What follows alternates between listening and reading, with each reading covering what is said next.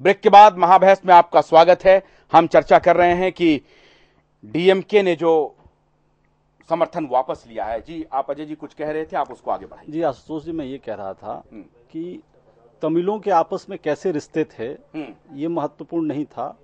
तमिल मुद्दा को मुद्दा बनाया तमिलनाडु के पॉलिटिशियंस ने, क्योंकि वो वहां पे चल रहा था, जो बिकता है वहां बिक रहा था, जनता के बीच में आक्रोश था, उसको सुलगाया। लेकिन जिन्होंने इसे मुद्दा बनाया, अगर आपको याद हो, जब श्रीलंका में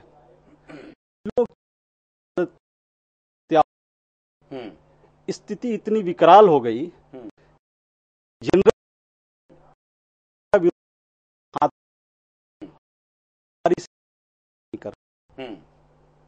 अंतर्राष्ट्रीय कम्युनिटी उनके साथ खड़ी हो गई। यही केंद्र में नहीं, कोर्ट मार्शल या जबरदस्ती चीजें, फिर सरकार की मजबूरी थी उनको बाहर, उन्होंने सरकार को डिसॉल्व कर दिया के खिलाफ। मतलब कि क्या नहीं हुआ वहां पे,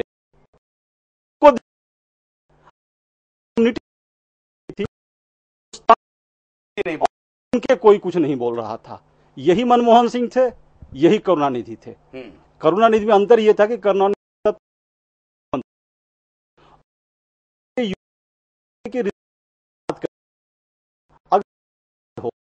2009 में जो मनमोहन सिंह ने की जो सरकार थी,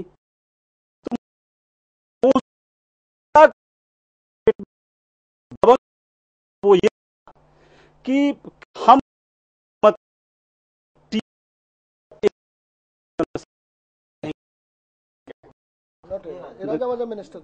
दोनों नई सरकार जब बनाने की हुई तो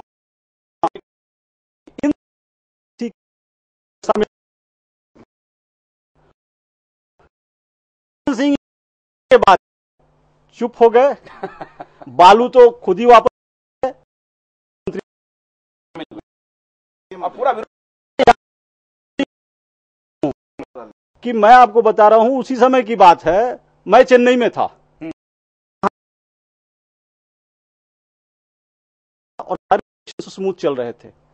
एक प्रोटोकॉल होता है, आप तो अलायंस पार्टनर, हाँ प्रधानमंत्री गए हुए थे, एक प्रोटोकॉल होता है कि ऐसे भी प्रधानमंत्री जाते हैं तो मुख्यमंत्री, पर वहां के अखबारों में बैनर खबर थी प्रधानमंत्री के आने के पहले से कि प्रधानमंत्री आ रहे हैं पर करुणानिधि उनसे मिलने नहीं जाएंगे।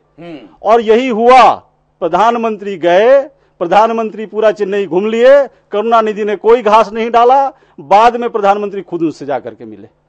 भैया इस तरह के संबंध यूपीए मतलब कांग्रेस और डीएमके के रहे हैं। डीएमके के पास में क्या यूएसपी है, ये सब हम लोग जो चर्चा कर रहे हैं वो दिख रहा है कि आज के डेट में, जैसा कि अंबिका जी कह रहे थे कि करुणानिधि 90 साल के हो गए हैं। अगर देखा जाए तो तमिलनाडु में जो सबसे भ्रष्टतम राजनीतिक परिवार होगा उसमें करुणानिधि का परिवार होगा। करुणानिधि अपनी राजनीतिक विरासत सौंपने के लिए, उनके 2 बेटे हैं, एक बेटी थी, बेटी तो अब किनारे हो गई, वहां पे देने को तैयार हैं। और राजनीति में आज के डेट में उनके पास कुछ नहीं है। वो अगर आज समर्थन वापस लेने की बात कर रहे हैं तो ये एक आकलन हो सकता है कि 2014 में शायद मुद्दा मिल जाए। लेकिन कांग्रेस को, जो नीतीश जी ने कहा ना कि चतुर सुजान है, कांग्रेस इस पासा को अच्छी तरह समझती है कि इस खेल के पीछे क्या खेल है। क्योंकि करुणानिधि भी इतने मूर्ख नहीं है, जिस तरह से जयललिता वहां बैठी हुई है, अगर अचानक डोरी छोड़ देंगे और यहां से कुछ टैक्टिकल अरेंजमेंट नहीं होगा तो कोई आश्चर्य नहीं कि जयललिता पिछली बार की फिर से अंदर भेज दे। तो ये कहीं ना कहीं कोई टैक्टिकल अंडरस्टैंडिंग। आशुतोष जी, मैं सवाल पूछता हूं कि डीएमके छोड़ने की बात कर रही है, वो जो मांग रही है वो कांग्रेस देने को तैयार है, फिर छोड़ने का नाटक कहां है? फिर छोड़ने की बात क्या है? एक बात आपने जो इशारा किया, ये डीएमके की ठीक है, वो अपनी मजबूरी हो सकती है, पॉलिटिकल मजबूरी की, उनको एक जमीन तैयार करना है और उनको खोता हुआ लग रहा है, मुद्दा तलाश रहे हैं। कांग्रेस की क्या मजबूरी है? भाई कांग्रेस की मजबूरी नहीं है। कांग्रेस का क्या परेशानी कहां? बस ऐसा है आशुतोष जी कि इस देश का दुर्भाग्य है और कांग्रेस का सौभाग्य है कि कोई आदमी इस देश में कांग्रेस को नहीं चाहता है। कांग्रेस के पास कोई आधार नहीं है, फिर भी कांग्रेस आराम से सरकार चला रही है, उसके सरकार को कहीं खतरा नहीं है। वो किसी मुलायम सिंह, किसी मायावती से समर्थन नहीं मांगती है। कल आपको याद होगा, कल बेनी प्रसाद वर्मा के मुद्दा पर संसद नहीं चल पाया और भाई मुलायम सिंह लगे रहे कि ये होगा वो होगा, और आज बिना पूछे अभी डीएमके ने समर्थन वापस लिया या नहीं लिया। जिस रामगोपाल यादव की बाइट चला रहे थे, वो खुद कह रहे कि हमारा समर्थन जारी है। मायावती प्रेस कॉन्फ्रेंस करती है, कहती है कि हमारा समर्थन जारी है। नीतीश जी डोरा डाल रहे हैं, कह रहे हैं कांग्रेस चतुर सुजान है। भैया वो समर्थन तो अभी मांगे कहां, लोग खुद लेके खड़े हैं। ये देश का दुर्भाग्य और कांग्रेस का जो सौभाग्य आप कह रहे हैं, तो कांग्रेस की मजबूरी क्या है कि क्यों इन लोगों से इस तरह से बात करना पड़ रहा है उनको बार बार? कांग्रेस बात कहां कर रही है, वो तो देख रही है कि एक बुलाओ 25 खड़े हैं रास्ते में। अच्छा, एक बुलाओ 25 खड़े हैं, वो किसे बुला रही है? वो जान गई है इस देश को कि अगर आप, जैसे कि इन्होंने अभी शेयर मार्केट की बात की, शेयर मार्केट का एक मैं बेसिक फॉर्मूला बताता हूं कि बहुत सारे निवेशक डूब जाते हैं शेयर मार्केट में। अगर कोई कंपनी अपने बुक्स अकाउंट्स को कैसे भी करके, उसमें कैसा भी मैनिपुलेशन करके 3, 4, 5 क्वार्टर्स ठीक रखती है, तो निवेशकों को लगता है कि कंपनी ठीक परफॉर्म कर रही है, और ठीक परफॉर्म कर रही है तो निवेश आना शुरू हो जाता है। कांग्रेस भी उसी तरीके से अपने निवेश को ठीक रखी हुई है, अकाउंटिंग में निवेश उसके पास में आ रहा है, और इसलिए कांग्रेस ठीक ठाक चल रहा है।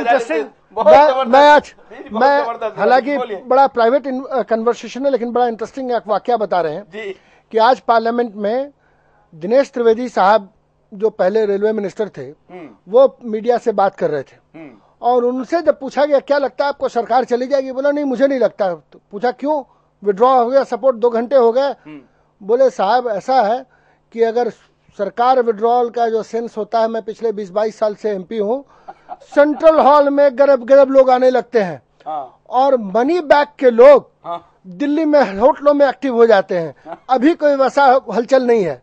और जहां तक चिदम्बरम साहब का कहना था, चिदम्बरम साहब का जो कहना था, चिदम्बरम साहब ने कहा कि सरकार की इंस्टेबिलिटी, डीएमके का सपोर्ट, अगर पूरे भारत सरकार में जितने मंत्री हैं उसमें सबसे ज्यादा सपोर्ट अगर कांग्रेस पार्टी के किसी मंत्री को जरूरत है तो है चिदम्बरम को।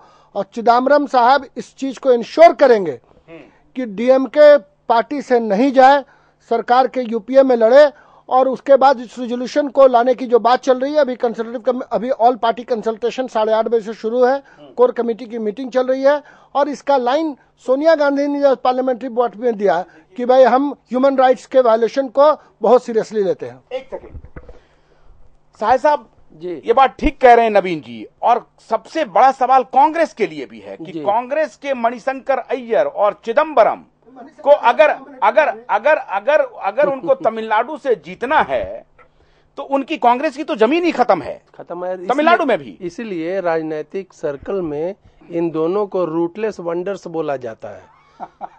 ये सच है कि चिदम्बरम साहब अपने बूते तमिलनाडु से कभी चुनाव नहीं जीत सकते। पिछली बार एक बहुत बड़ी कंट्रोवर्सी हुई, फिर सुप्रीम कोर्ट तक मामला गया कि कैसे उन्होंने जीता 3000 वोट से पहले हरा। अभी भी चल रहा। अच्छा, तो वहां पे जहां बाइपोलर पॉलिटिक्स है, एआईडीएमके और डीएमके, कांग्रेस पूरी तरह अपनी जमीन खो चुकी है। तो लेकिन जो अजय जी ने बहुत महत्वपूर्ण बात कही कि ये कोई ईश्वर का विशेष चमत्कार है कांग्रेस के लिए कि इनकी करनी खराब, धरनी खराब, और फिर भी लोग लाइन में खड़े हैं समर्थन देने को। नहीं, तो ये एस्ट्रोलॉजी का मामला है कमल जी, क्या ये शुद्ध एस्ट्रोलॉजी का मामला है क्या? एस्ट्रोलॉजी नहीं है, सबके पॉलिटिकल हित हैं। मैं ये इस बात पर आने से पहले एक बात कहना चाहूंगा, जो तमिलों का मामला है श्रीलंका के, वो श्रीलंका में वही तमिल गए हुए हैं जो इंडियन ओरिजिन के हैं, और इसमें ये एक डिप्लोमेटिक नुएंसेस का मामला है। लेकिन भारत सरकार को ये भी ध्यान रखना होगा कि जहां जहां पर इंडियन ओरिजिन के लोग हैं उनके हितों की रक्षा करना भारत सरकार की मॉरल जिम्मेदारी है। इसलिए अगर वहां पर तमिल्स का जेनोसाइड हो रहा है या उनको बर्बरता से मारा जा रहा है, तो भारत सरकार को यह सवाल पहले ही डिप्लोमेटिक लेवल पर उठाना चाहिए था। हालांकि इसके बहुत सारे आयाम हैं जिनकी चर्चा यहां पर नहीं हो सकती। श्रीलंका के साथ भारत के अच्छे रिश्ते हैं और भारत बिग ब्रदर की भूमिका निभा सकता है, वो कह सकता है, उनको दबाव। अच्छे रिश्तों के कारण हम अपने जो इंडियन ओरिजिन के लोग हैं उनको मारने की अनुमति नहीं दे सकते। सिंहली जो है वहां पर वो बहुत कॉर्डियल नहीं है तमिल्स के साथ, और तमिल्स को वहां पर मारा जा रहा है। ये बात उठानी चाहिए भारत सरकार के स्तर पर। ये जो मामला हो रहा है ये उससे अलग है, ये निहायत पॉलिटिकल है। जो उन्होंने बात कही कांग्रेस की, हर पॉलिटिकल पार्टी अपना अपना हित देख रही है। मुलायम सिंह का हित क्या है जो वो समर्थन लेके खड़े हैं? मुलायम सिंह को यह लगता है कि 2014 के बाद एक फ्रैक्चर्ड मैंडेट आएगा जिसमें थर्ड फ्रंट की सरकार बनेगी और उसमें मैं बनूंगा प्रधानमंत्री, और उसमें कांग्रेस क्योंकि अपनी सीटों से नीचे जाएगी तो उसका मॉरल राइट खत्म हो जाएगा सरकार बनाने का, जैसा कि 1996 में हुआ था। नरसिम्हा राव ने सरकार बनाने से मना कर दिया, हालांकि कांग्रेस तब भी चाहती तो सरकार बना सकती थी, लेकिन उन्होंने कहा हमारी सीटें कम हुई, हम नहीं बनाएंगे। तो मुलायम सिंह को लगता है कि उसी आधार पर कांग्रेस मुझे समर्थन देगी। प्राइम मिनिस्टर बनने के लिए कांग्रेस का समर्थन होना जरूरी है।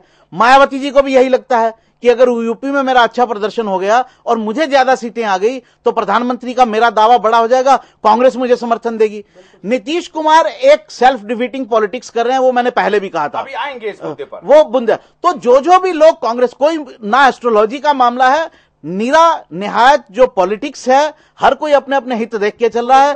डीएमके को भी ये सूप दिया जा रहा है 2014 के लिए। लेकिन कमल जी, कांग्रेस को यह नहीं चाहिए था कि भाई वो भी एक राष्ट्रीय पार्टी है और आप नॉर्थ हिंदी पट्टी से तो एक प्रकार से गायब है ही, दक्षिण में भी मेजर राज्यों से वो गायब होता जा रहा है, वो वहां पे क्या कर रही है? या उनका कोई पॉलिटिकल स्टेक अब बचा ही नहीं, उसके लिए भी कुछ नहीं कर होना चाहिए क्या? नहीं, देखिए तमिलनाडु एक ऐसा राज्य है जहां कांग्रेस का छोटा आधार है अभी भी, और वो अगर किसी के साथ अलायंस करती है, मान लीजिए डीएमके जाता है तो एडीएम कांग्रेस का अलायंस होने की भी पॉसिबिलिटी बनती है। नेताविहीन है वहां पे। नहीं, नेताविहीन है, लेकिन इतना नहीं है कि बिल्कुल गायब हो चुकी है, जैसे उत्तर प्रदेश बिहार में अभी गायब हो चुकी है। तो कांग्रेस के अपने अपने राज्य हैं, ऐसा नहीं है, यह नहीं कहा जा सकता कि उसका आधार छूट रहा है। जहां उसका आधार छूटना था छूट चुका। बाकी जगह देखिए, जब तक इंडिया में पॉलिटी स्टेट लेवल पर बाइपोलर नहीं हुई थी तब तक ये आधार बढ़ रहे थे, जनाधार, और घट रहे थे। अभी स्टेट लेवल पर पूरे देश भर में राजनीति बाइपोलर हो चुकी है स्टेट लेवल पर। ये इसलिए अब आधार घटना और बढ़ना, इसकी संभावनाएं बहुत सीमित हो गई हैं। इसलिए कांग्रेस 17-18 राज्यों में उसकी सरकार है, चाहे वो छोटे राज्य हों चाहे बड़े राज्य हों, तो वहां पर कांग्रेस का अपना आधार है। मतलब लेकिन डीएमके की कोई चिंता तो नहीं है ना तमिलिलम को लेकर के? ये एक मुद्दा है और मुद्दा को वो कैश करना को लेके मुझे नहीं लगता है, लेकिन ये भारत सरकार की जिम्मेदारी है कि उसको इस तरह से प्ले करे डिप्लोमेटिकली कि जिसमें इलम को भी सपोर्ट नहीं कर सकती इंडियन गवर्नमेंट, क्योंकि उसके अपने खतरे हैं, और जिसमें यह भी नहीं होने देना चाहिए कि श्रीलंका सरकार तमिलों को मर्डर करती रहे। तो दोनों के बीच में एक फाइन बैलेंस बना के इंडियन गवर्नमेंट को चलना चाहिए था, और यह सवाल श्रीलंका सरकार के साथ उठाना चाहिए था। यह अमेरिका को नहीं, भारत को श्रीलंका सरकार के साथ उठाना चाहिए था, क्योंकि श्रीलंका की गवर्नमेंट भारत पर बहुत हद तक डिपेंडेंट भी है, और यह बात सुनी जाती। नवनीत जी, ब्रेक पर जाने से पहले हम आपसे जानना चाहेंगे कि क्या डीएमके के इस दबाव का कोई प्रभाव पड़ेगा भारत सरकार की विदेश नीति पर? उसके बाद आएंगे ब्रेक के बाद तो चर्चा करेंगे कुछ। जी देखिए, बिल्कुल कोई दबाव नहीं पड़ेगा, नीति बिल्कुल स्पष्ट है। विदेश नीति बाबा नहीं बदली जाती, सबके लिए सामान्य होती हैं। और जो ये अभी जो डेवलपमेंट हुआ है कि आज तो मीडिया में आया है, कोई एकदम नया नहीं होगा, ये पहले नेगोशिएशन चल रही होगी, और आज डीएमके ने कहा तो उसके लिए कांग्रेस पहले से तैयार कर रही थी। ये नीतीश की जो रैली हुई है और प्रधानमंत्री ने उनकी तारीफ की है, और जो ये मांग उठी है बिहार से कि हमें एक स्पेशल राज्य का दर्जा दिया जाए, ये सब तैयारी चल रही है। और डीएमके का विकल्प यूपी में तैयार है, और अनेक लोग तैयार समझते हैं, कोई ऐसी परेशानी की बात है नहीं इसमें। विदेश नीति पर कोई प्रभाव नहीं पड़ेगा? बिल्कुल नहीं पड़ेगा। ठीक है, एक छोटे से ब्रेक के बाद लौट रहे हैं महाबहस में। नीतीश कुमार जी ने कहा है कि कांग्रेस के जो वित्त मंत्री हैं वो तो मान ही रहे हैं उनके डिमांड को, कांग्रेस सरकार भी मान रही है, खतरा कहां है? लेकिन नीतीश जी के जो ये बयान अब आ रहे हैं, खतरा वहां है, क्योंकि मुख्य विपक्षी बड़ी पार्टी भारतीय जनता पार्टी को लगातार नीतीश कुमार संकेत दे रहे हैं कि हम जा सकते हैं। किसके साथ? ब्रेक के बाद बताएंगे।